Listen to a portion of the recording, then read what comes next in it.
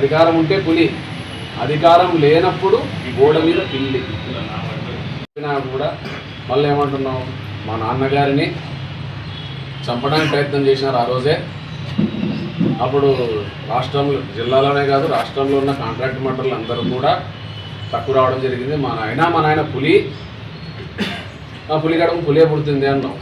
సరే, మీ నాయన పులే, నువ్వు పులి పిల్ల, మీ నాయన పులి అని, నువ్వు కూడా పులే, పులి పిల్ల పులే అవుతుందిలే. అప్పుడు మీ నాయన పులి అయినప్పుడు మీ నాయన చంపాలని, మీ నాయన గతంలో ఆయన చనిపోయినాడు, ఎప్పుడు కూడా ఆయన ఆ మాట ఎక్కడ కూడా ప్రెస్ మీట్లో కానీ ఇంకోదారు ఎక్కడ చెప్పడం జరగలేదు. కాబట్టి మాకు కూడా తెలియదు. ఆయన నీకు చెప్పిపోయినాడేమో, మరి చెప్పినప్పుడు నువ్వు కూడా పక్కనే ఉన్నావు కదా. 2014లో మేము గెలిచిన, 2009 ఎమ్మెల్యే గెలిచినాము, టీఆర్పీని ఓడిపోయినాం. మళ్ళీ వచ్చి సంపుతామని తెలుసు కదా. మేము సంపుతామని తెలిసినప్పుడు మా పార్టీలో చేరి మా వెనక ఆడి పిలిచి అటుకు వస్తుంది. మరి అప్పుడు సంపుతామని మీకు భయం లేదా? అటువంటి చేసేవాళ్ళే అయితే మేము మా వెంట పెట్టుకొని మేము తిప్పి నిన్ను 4 సంవత్సరాలు కాపాడడం జరిగింది.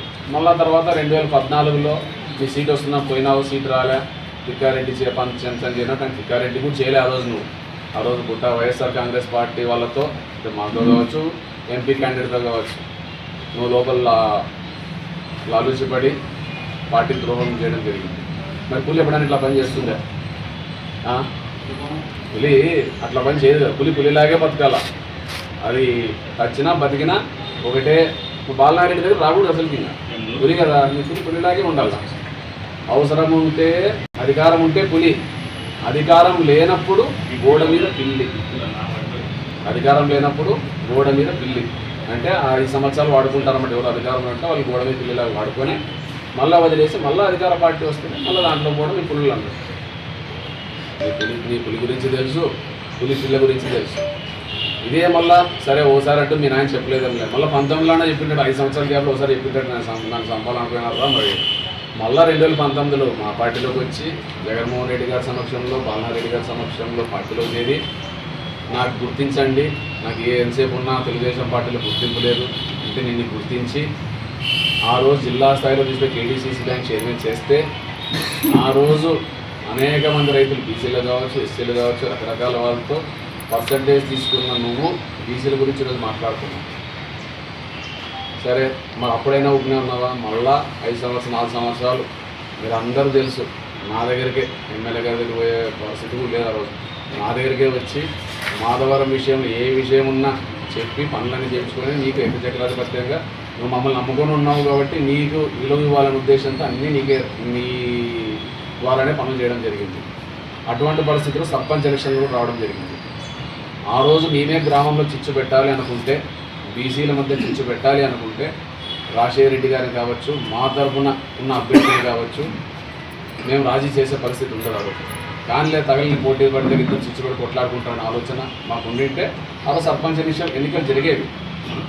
అట్లా ఉండకూడదు, ఇద్దరు కూడా బాగుండాలా, వాళ్ళిద్దరు కూడా కొట్లాడుకోకూడదు అని రాజశేఖర రెడ్డి గారి సర్పంచ్ అభ్యర్థిని అయితేనేమి, మా తరఫున సర్పంచ్ అభ్యర్థినేమి విత్డ్రా చేయించి 2.5 సంవత్సరాలు మీరు ఉండండి, తర్వాత 2.5 సంవత్సరాలు వాళ్ళకి ఇవ్వండి అని ఇద్దరి మధ్య ఒప్పందం కుదిర్చి ఆ మాట ప్రకారం సర్పంచ్ని ఏకగ్రీవం చేయడం జరిగింది.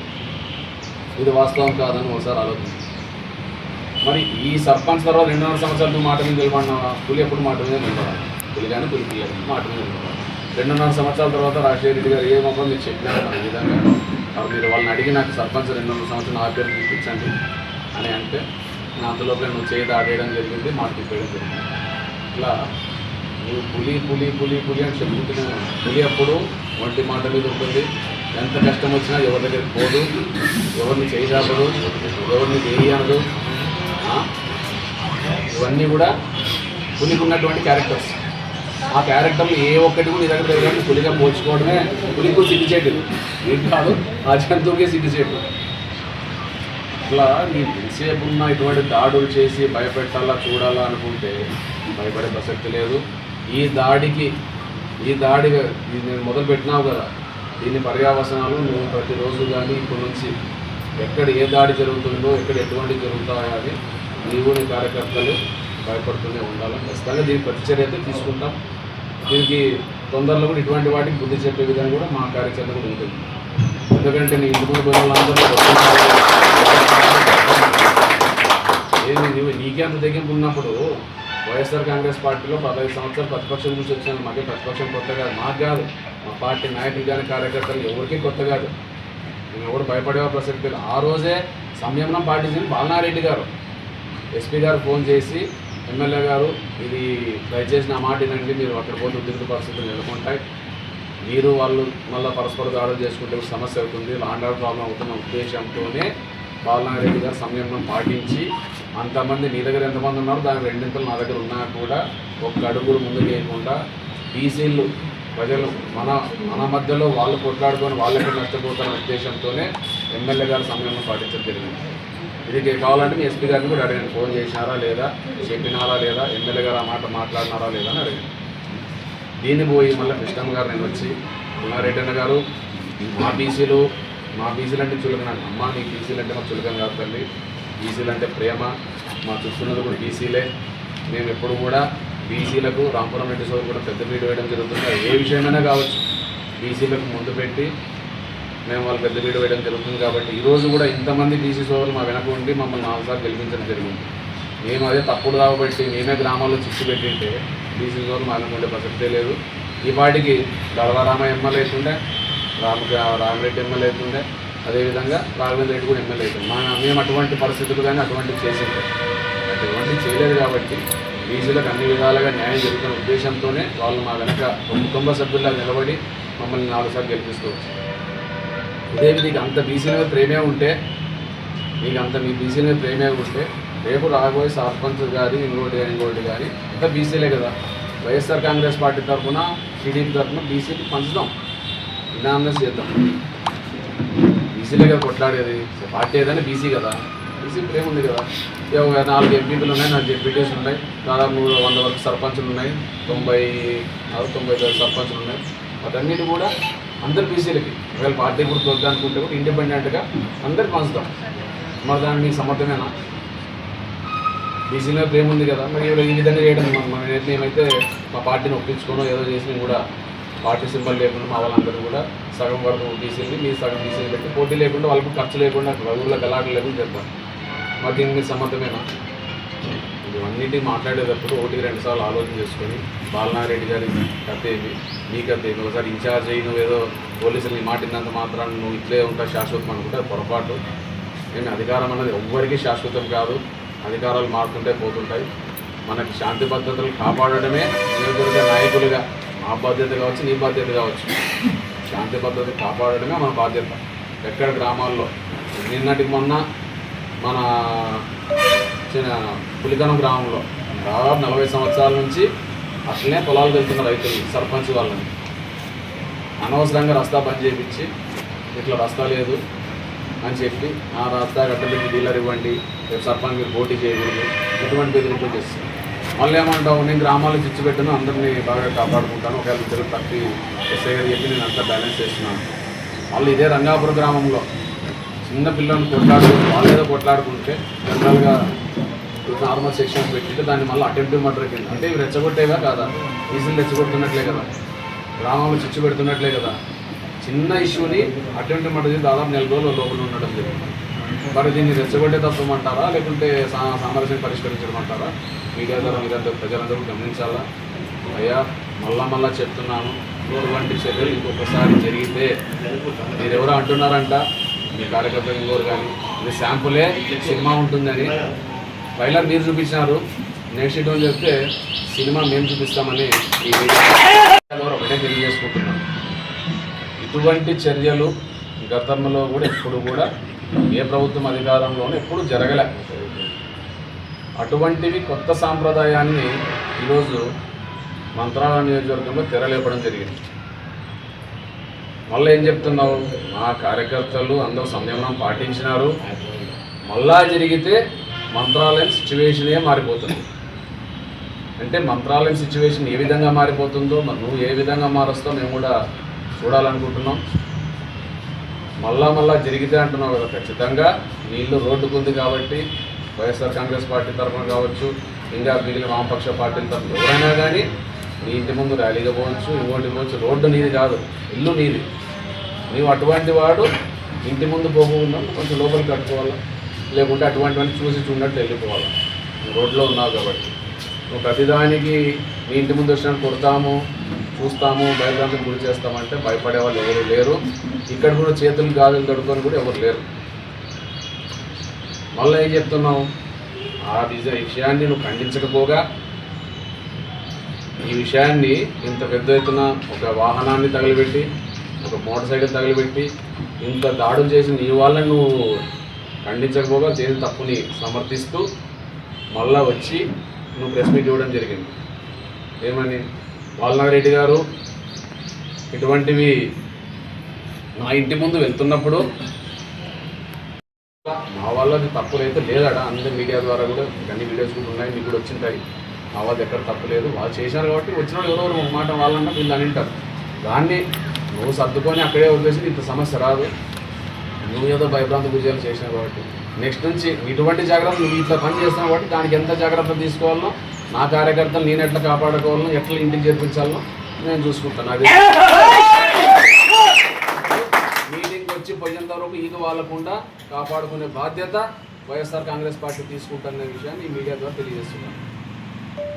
ఇక్కడ మీడియా సమావేశం చేసినటువంటి నాయకులకు, మీడియా పత్రికా విలేకరులకు యథార్థంగా మీటింగ్ చూసి గ్రామంలో వెళ్తున్న తరుణంలో వచ్చిన వారిని వచ్చినట్టు పట్టుకొని కళ్ళలు రాళ్లతో దాడులు చేసి అమాయకమైనటువంటి ప్రజలు కార్యకర్తలను ఈ విధంగా చేయడం చాలా సిగ్గుచేటు.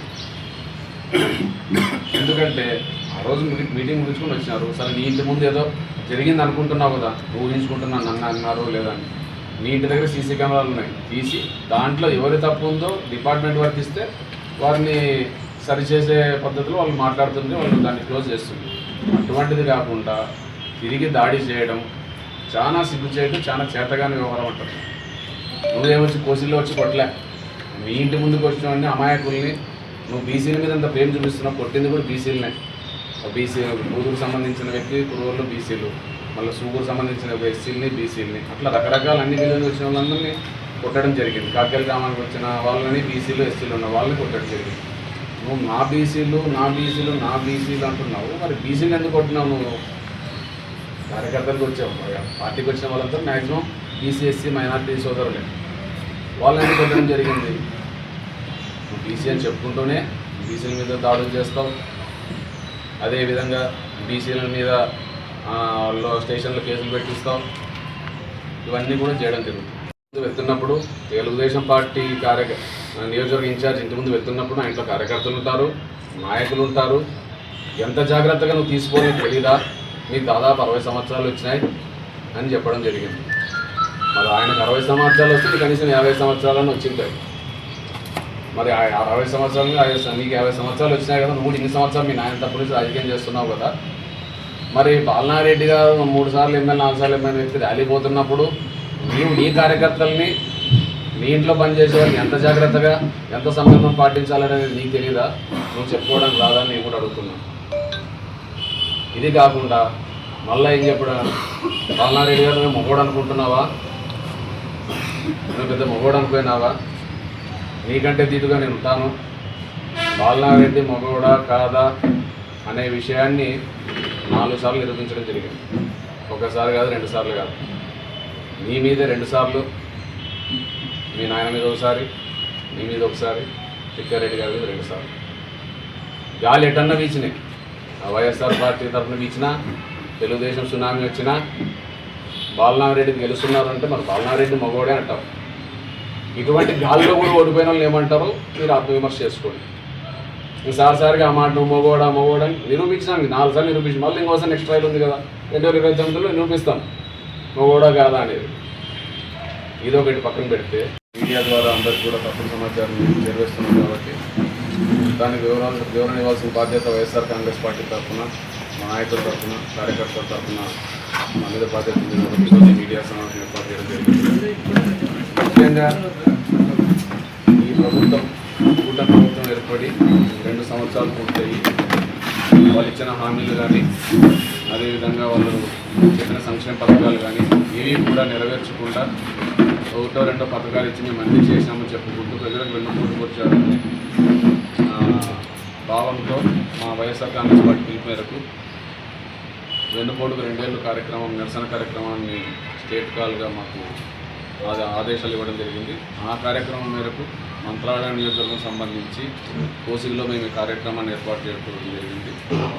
ఏర్పాటు చేసుకున్నాక దాదాపు కనీవిని ఎరగని రీతిలో 8000 నుంచి 10,000 మంది వరకు కూడా అక్కడ కార్యకర్తలైతే నాయకులైతేనేమి ఈ కూటమి ప్రభుత్వంలో ఎవరైతే తీసిన విద్యార్థులైతేనేమి రైతులే వాళ్ళందరూ కూడా ఆ నిరసనకు సంఘీభావం దాదాపు తరలిరావడం జరిగింది.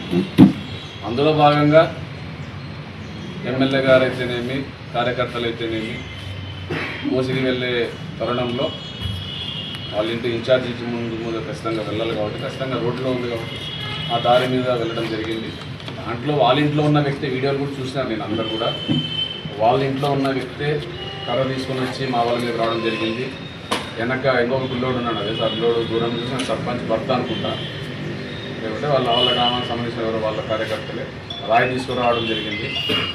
రాయి ఒకసారి మన వాళ్ళ మీద వేస్తే ఇంకోసారి రాయి వేస్తున్నాడు తరుణం మన వాళ్ళకి అడ్డుకోవడం జరిగింది. ఈ చిన్న ఘర్షణ అయితే జరిగినది. ఇంతేగాని ఆ ఇంటి ముందు బాణాలు వదలడము, ఇంట్లో రాళ్ళు విసిరనడము, లేదా కేకలు పెట్టినారనడము, లేదంటే వాళ్ళని ఏదో తిట్టినారని చెప్పి ఇవన్నీ అవాస్తవం. ఈ విషయం జరిగి అక్కడే మనం కూడా ఎమ్మెల్యే గారి పర్సనల్ గన్మ్యాన్ అయితే వాళ్ళందరినీ కూడా మన వాళ్ళని కూడా ఎవరైతే కొట్లాడుకుంటారో వాళ్ళందరూ కూడా తీసుకొని మళ్ళీ కార్యక్రమం ముందుకు సాగడం జరిగింది. దీన్ని చిన్న విషయాన్ని వాళ్ళ బలాన్ని చూపించుకోవడానికో లేకుంటే రేపు సర్పంచ్ ఎలక్షన్లు వస్తాయి కదా ఇటువంటి భయభ్రాంతులు గురి చేస్తే వైఎస్ఆర్ కాంగ్రెస్ పార్టీ కార్యకర్తలు భయపడతారనో రకరకాల ఉద్దేశాలు వాళ్ళకు ఉండిండొచ్చు. ఏ ఉద్దేశమైనప్పటికీ కూడా అటువంటివన్నీ చేయడానికి మనం ఎప్పుడైతే ప్రోగ్రాంకి వెళ్ళిపోయినామో ప్రతి గ్రామం నుంచి వైఎస్ఆర్ టీడీపీ కార్యకర్తలు ఫోన్ చేసి మా ఇంట్లోకి దాడి చేసినారు, నేను అందరు దానికి అయితే మనకి ఈ విధంగా జరగడం జరిగింది, మీరందరూ మీటింగ్ రాని చెప్పి అందరిని పిలిపించుకొని రెచ్చగొట్టి